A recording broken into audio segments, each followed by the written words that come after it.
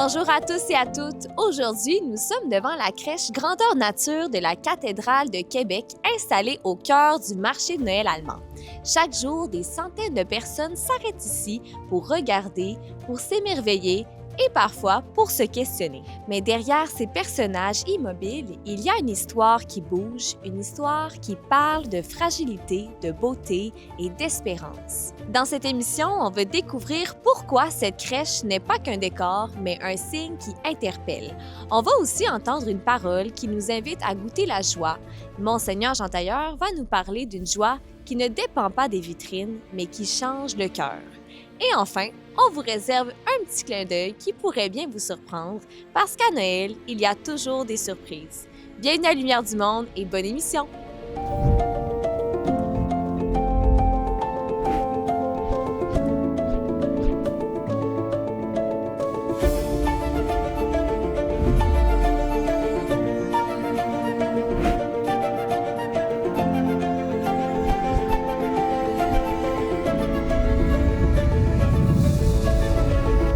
Ici, au cœur du Vieux-Québec, une simple scène pouvait changer notre regard sur Noël.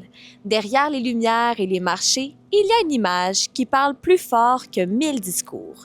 Un Dieu qui choisit la fragilité pour rejoindre notre humanité. Cette crèche Grandeur Nature, c'est pas juste un décor, c'est une invitation à redécouvrir la beauté, la tendresse et l'espérance qui se cachent dans la petitesse. Suivez-moi, ce qu'on va voir va peut-être réveiller notre cœur d'enfant. Donc ta maison à Louis? Alors, oh waouh, regarde! Oh, c'est incroyable! Qu'est-ce que tu vois? Oh, comme c'est joli! Oh. Regarde ma chérie, regarde Pia. Qu'est-ce que c'est? Tu veux essayer? Tu le retournes avec moi? Retourne. Ouais, c'est beau. Qui est-ce que tu vois dans la boule? C'est qui dans la boule? Marie. Marie. Elle regarde qui, Marie? Bébé Jésus. Le bébé Jésus. C'est beau.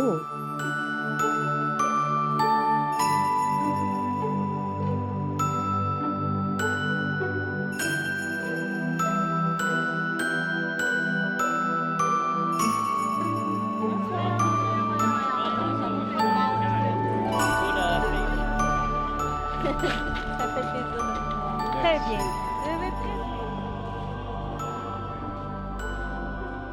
Depuis que je suis archevêque, je souhaitais, depuis 2011, trouver une crèche assez grande, des personnages assez grands qu'on puisse exposer dehors. Et on a trouvé ce magnifique site ici, le jardin de la basilique cathédrale Notre-Dame de Québec. Et là, je dis, il faut que j'en trouve. J'ai cherché et cherché et cherché. Je ne trouvais pas. Des petits personnages, il y en avait d'un pied, 2 pieds d'eau. Non, je voulais grandeur nature. Et finalement, on a trouvé aux Philippines. C'est peint à la main, il y a 5 couches de peinture avec une protection pour l'intempérie, puis le soleil et tout ça. Et ma sœur adoptive, Marguerite, a décidé de l'offrir en cadeau. Alors, on l'a fait venir de là. Et avec des artistes et des artisans et des gens qui travaillent le bois, ils ont fait ce magnifique décor pour qu'on puisse loger tous ces personnages et ces animaux. Et c'est assez spécial parce qu'on a les trois chameaux avec les 3 rois mages, grandeur nature, des moutons, des bergers, et évidemment la Sainte Famille. Et alors, depuis ce temps-là, autant que possible, dans le temps des fêtes, on la sort pour que les gens viennent voir. C'est une expérience extraordinaire. La crèche, ça fait quelques années qu'on l'a et qu'on la déploie là, autant qu'on peut d'année en année. Cette année, ce qui est un peu nouveau, c'est cette alliance avec le marché de Noël allemand qui fait qu'eux, dans leur programmation même, ils mettent en vedette la crèche, ils invitent les gens à venir voir. Donc, nous, côté échange de visibilité, on est super gagnant. On est dans le cœur de l'action. Ça crée un achalandage naturel là, pour notre événement. Donc, plein de gens qui viennent. Et comme on est dans le temps de Noël, c'est tellement simple, tellement agréable pour les gens de venir rencontrer cette crèche-là puis de se mettre en contact avec la vraie joie de Noël. Alors, nous, on pense que tous ces gens-là peuvent vivre quelque chose de beau. Puis, on a décidé de mettre le paquet. Alors, on met beaucoup d'efforts cette année pour créer des échanges, un accueil super chaleureux pour les gens qui viennent ici. Leur poser des questions. Connaissez-vous c'est la crèche? Est-ce que vous en avez déjà vu une aussi grosse? Voulez-vous que je vous parle un peu des personnages? Donc, on vient créer une interface entre l'Église, qui n'est non pas concentrée sur ses petits projets pour son même réseau, mais qui se met à la rencontre des gens. Regarde, qui est-ce que tu vois? Ça, C'est quoi? Comment ça s'appelle? C'est le bœuf le bœuf, nan. et l'âne, oui. Bœuf, nan. Et l'âne. Et ils sont dans la crèche avec Jésus? Est-ce que tu veux qu'on aille voir une crèche où Jésus est dans la mangeoire avec le bœuf et l'âne? Le bœuf et l'âne. Viens, on va trouver une crèche où Jésus est dans la mangeoire. J'ai accepté cette mission-là de coordonner les bénévoles pour la crèche parce que je crois vraiment à ce projet-là missionnaire. C'est une interface avec tellement de gens. Il y a plein de gens qui viennent dans le Vieux-Québec et puis c'est l'occasion pour eux de rencontrer un visage, pas simplement un décor, mais des gens. Parce que l'Église, c'est des gens. Et le Christ a fait toute une différence dans nos vies. Il fait qu'on est là aujourd'hui. On a invité toute la communauté diocésaine à venir participer comme ambassadeurs, comme ambassadrices, en famille, en groupe, avec leur chorale, pour venir donner vie au lieu, puis vraiment interagir avec les gens. C'est un gros plus pour le projet cette année. C'est ambitieux, 6 semaines de bénévolat, avec 2 plages horaires de 4 heures par jour dans le froid du Québec. Alors, on est très reconnaissants pour les centaines de personnes qui s'impliquent avec nous cette année. I'm Robert from Oklahoma, États-Unis. Visiting through the end of this year, to the end of December. I attended church at St. Dominique, and in the bulletin there was a call for volunteers for the creche. I visited the creche years ago in the evening, and it was magical. So it was a privilege. Oh, regarde! T'as vu ce bel ange? Regarde, il y en a un là. Il y en a un autre ici. Ça, Oui, c'est un bel ange. Qu'est-ce qu'il dit l'ange? Il dit venez à la crèche, Jésus est né. Qu'est-ce qu'il dit cet ange-là? Il dit ça aussi? Venez à la crèche, Jésus est né. Gloria, il est né. Ce qui m'émerveille, la crèche, je la connais. Elle n'est jamais placée de la même façon. Je connais le scénario. Mais ce qui m'émerveille, c'est de voir les gens venir. De venir passer 1 heure ici à circuler incognito un peu, là, et de voir parfois là, des parents ou des grands-parents venir avec des petits-enfants. Et ils s'approchent tout à fait au bord. Et puis, ils disent, garde ça, c'est petit Jésus. Puis ça, c'est Saint-Joseph. Garde le mouton. Puis garde le berger. Puis les grands-parents ou les parents qui expliquent aux enfants, les enfants qui ont des yeux grands de même, ah, ça, c'est la transmission de la foi. Hein? Et ils n'oublieront jamais ça. Et dans un décor féerique, avec un éclairage, de la musique, d'autres personnes qui circulent, c'est l'hiver, c'est la nuit. Bon, c'est ouvert aussi l'après-midi, en pleine journée, mais la nuit, c'est spécial, célébrer Noël. Jésus est né dans la nuit. Il est la lumière du monde, il a apporté de la lumière. Alors, de voir les visages refléter cette lumière-là, ça donne un esprit de Noël qui est authentique.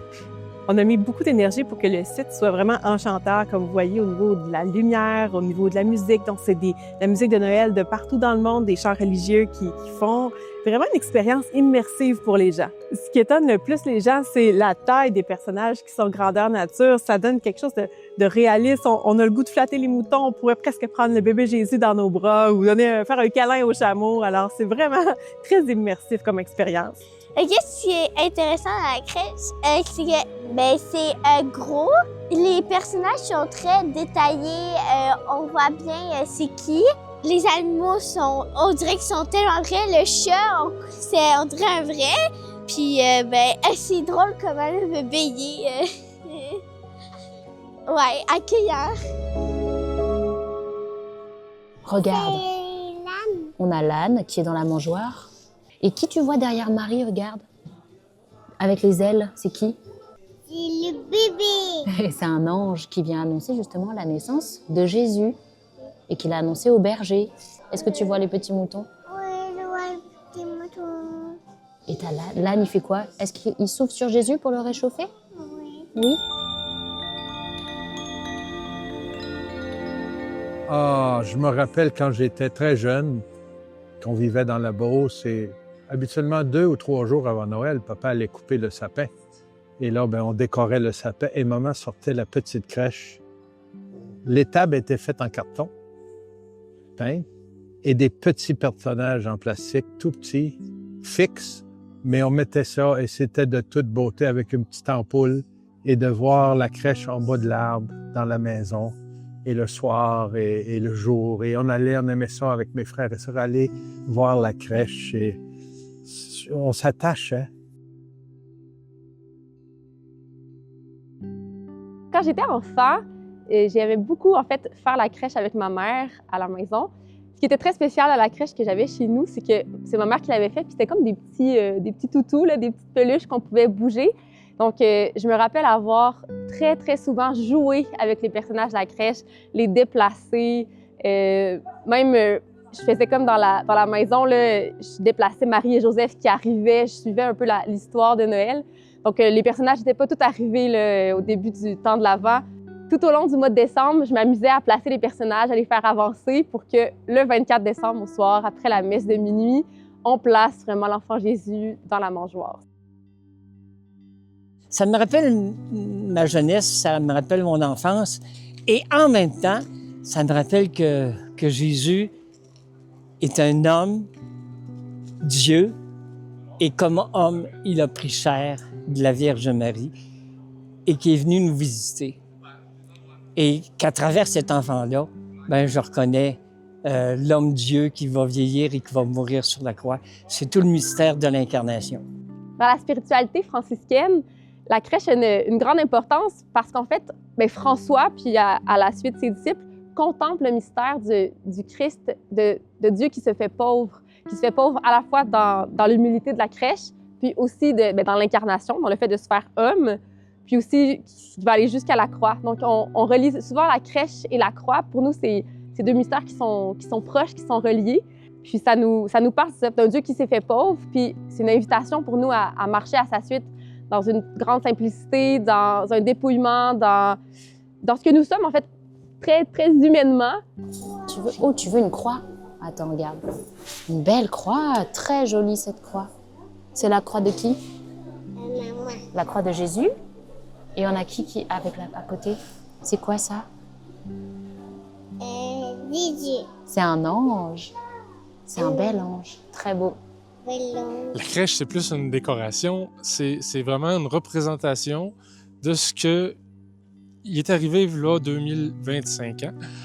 C'est Jésus qui est venu au monde dans un environnement qui était un peu hostile, mais c'est beau à regarder. C'est comme une photo qu'on regarde. Hein? En fait, c'est pas le papier qu'on regarde, c'est la personne, c'est le souvenir que ça nous rappelle. C'est la même chose pour la crèche. On regarde pas les personnages, même s'ils sont magnifiques, et quel travail, mais c'est vraiment de se souvenir, c'est quoi ça, cet événement-là? Dieu a créé la beauté. Regardez le monde qu'il a créé. C'est de la beauté partout. C'est de la diversité, c'est de la créativité. C'est extraordinaire. La beauté nous aide à nous tourner vers Dieu. C'est pas pour rien que depuis toujours, dans nos églises, on a de belles choses. Hein, la beauté élève l'âme, le cœur, nous émerveille. Dans un monde parfois qui est un peu gris, qui est un peu difficile, ça fait du bien. Il y a eu plusieurs personnes qui étaient impressionnées, puis il y a une dame elle a dit qu'elle était touchée. Elle a pas développé, elle a pas expliqué, mais elle a dit ça vient vraiment me chercher. Déjà, c'est magnifique. Mais il y a plein de gens qui nous ont dit c'est de toute beauté. On a eu le Père Noël qui est venu visiter la crèche. Alors, le Père Noël qui vient adorer le Seigneur Jésus. Je trouvais que c'était une belle anecdote.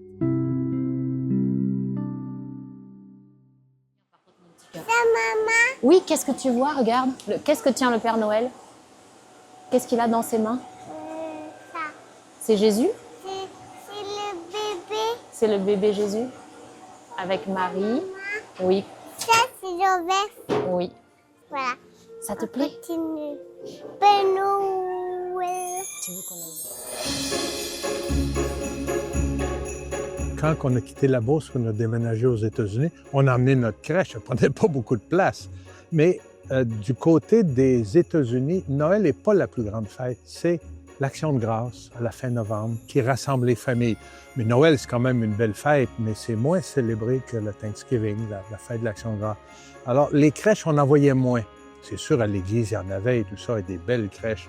C'était moins l'emphase sur la crèche. En Colombie, en Amérique latine, c'est tout le contraire. Là, la crèche, là, ils peuvent vider le salon pour installer la crèche. Et là, ils amènent de la terre, ils amènent tous les personnages, et ça prend à peu près tout le salon. C'est des petits personnages souvent, et c'est pas seulement ce qu'on voit dans une crèche traditionnelle. Ils vont mettre dans leur crèche des sculptures ou des petites statuettes qui représentent les métiers des gens, des montagnes, il y a des ruisseaux, il y a des lacs, il y a des gens de différents métiers. C'est très beau de voir ça. C'est comme Jésus qui arrive au cœur de leur vie. Et pour la messe de minuit, qui est à chandelle, moi, dans ma paroisse, je n'avais pas d'électricité. Alors, c'était à la chandelle. Les gens venaient et on avait une crèche vivante. On avait un âne qui rentrait pour de vrai d'église. Marie arrivait enceinte, hein? Alors avec des oreillers, une jeune femme qui arrivait avec des oreillers et elle rentrait dans l'église. C'était solennel, c'était beau. Et là, elle allait se cacher un peu, puis elle ressortait avec un petit bébé dans les bras, le dernier-né du village. C'était émouvant, c'était beau. C'était comme l'Évangile vécu aujourd'hui. Aujourd'hui, nous a né un sauveur. C'est très beau de voir ça. Ah oui. Et qui est venu voir Jésus derrière? C'est qui? C'est Joseph. C'est pas Joseph. Joseph est là. Qui porte des cadeaux? Qui apporte des cadeaux à Jésus? Les rois. Les rois mages. Les rois mages. Ils sont venus de très loin pour voir Jésus et lui apporter leurs cadeaux. Et toi, qu'est-ce que tu apportes à Jésus comme cadeau? Une poupée. Une poupée, tu es sûre? Qu'est-ce qu'il veut Jésus? Il veut que tu lui offres ton... Quoi? Ton cœur, exactement. Il veut que tu lui offres ton cœur. Pour beaucoup de gens, la crèche résonne encore. Et il y a beaucoup de personnes qui sont intéressées à partager ça, transmettre ça à leurs enfants ou leurs petits-enfants ou les arrière-petits-enfants. Alors ça résonne encore pour eux. Ils voudraient tellement que ça résonne pour leurs petits, les membres de leur famille. La crèche en soi, ça prend un peu plus que juste l'exposition de ces personnages. Eux, ils ne parlent pas, c'est très beau, mais ça prend aussi des gens qui vont être capables de témoigner qu'est-ce qu'ils font là, pourquoi on a ça ici. C'est celui qui est entré dans notre histoire il y a plus de 2000 ans et qui a changé l'histoire du monde.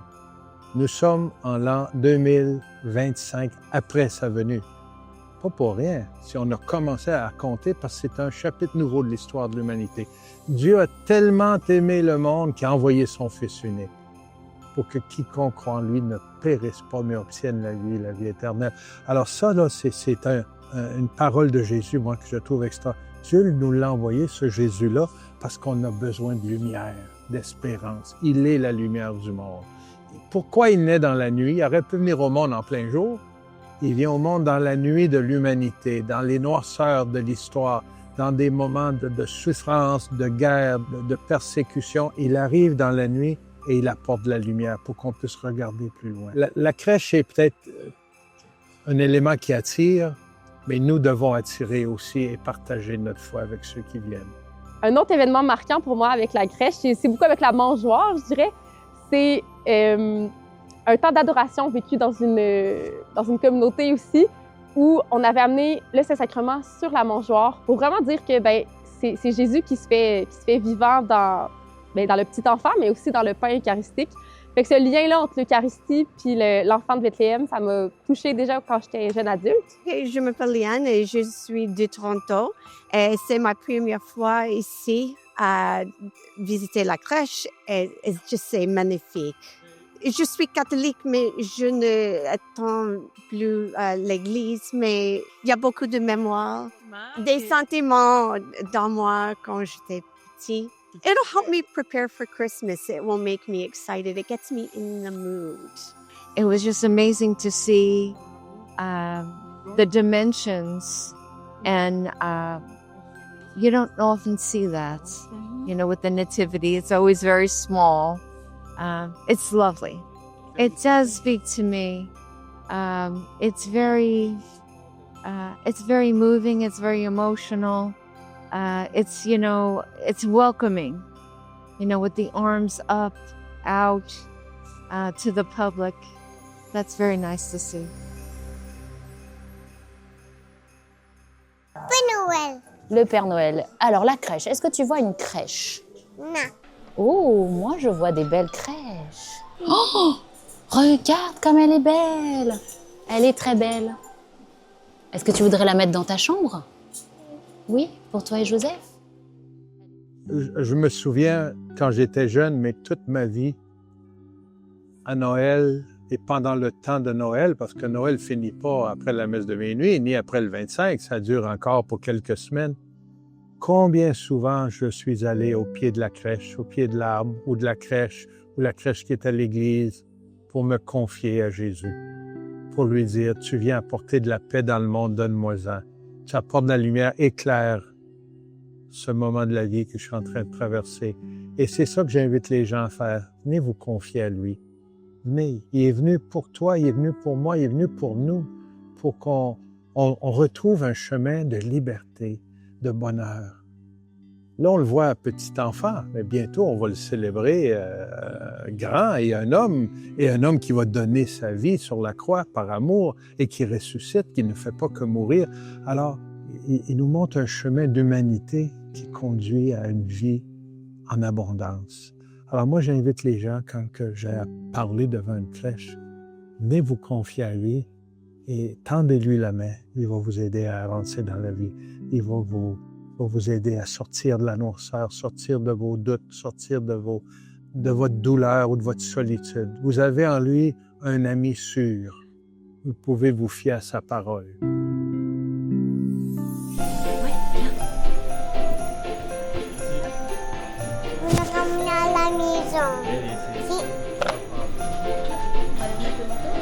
Je nous souhaite à nous tous un joyeux Noël. Et un fait surprenant, j'ai été assez content.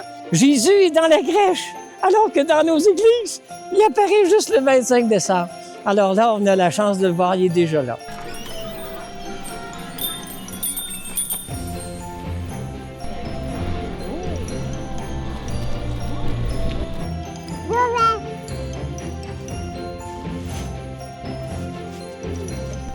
Au revoir, Moumou.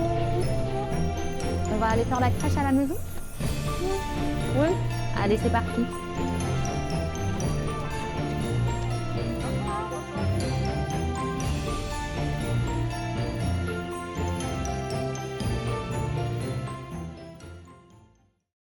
On vous invite fortement à venir visiter la belle crèche. Vous avez jusqu'au 4 janvier 2026 pour venir voir cette belle création. Cette semaine, on entre dans la 3e étape de notre chemin vers Noël, la 3e semaine de l'Avent. Et elle a quelque chose de particulier, on l'appelle le dimanche de la joie.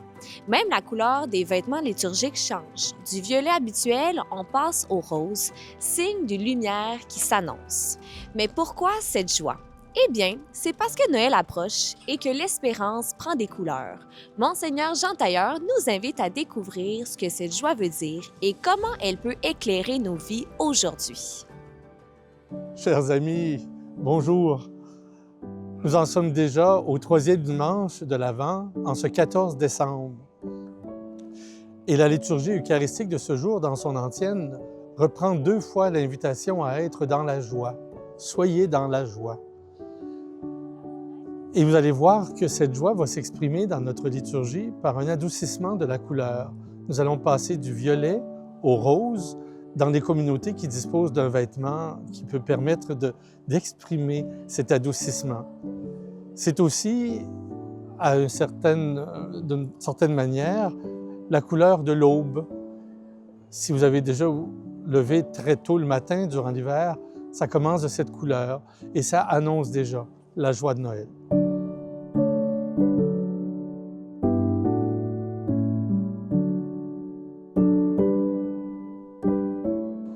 Et nous avons une certitude, c'est que Jésus est proche. Et c'est ce qui ressort de l'Évangile d'aujourd'hui.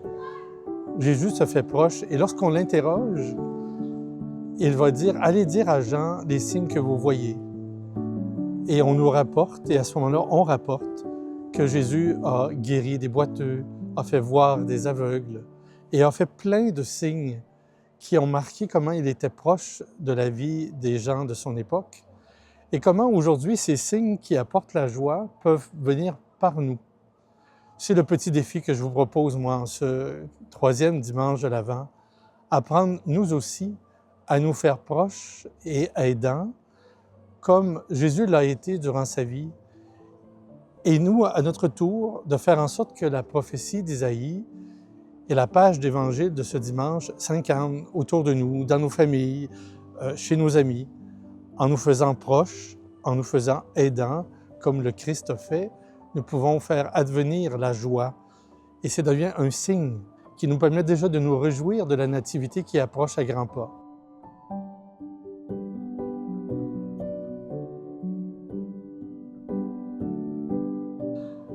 Vous êtes sans doute, comme moi, dans les derniers préparatifs. Il nous reste 10 jours avant la belle fête de la Nativité. C'est mon souhait en ce dimanche et ma prière, que nous soyons capables d'être de plus en plus proches de ceux et celles qui en ont besoin et être maintenant, nous, les signes que Jésus a été à son moment dans sa vie et de permettre à l'Évangile de s'accomplir par notre présence et notre joie. C'est ce que je vous souhaite.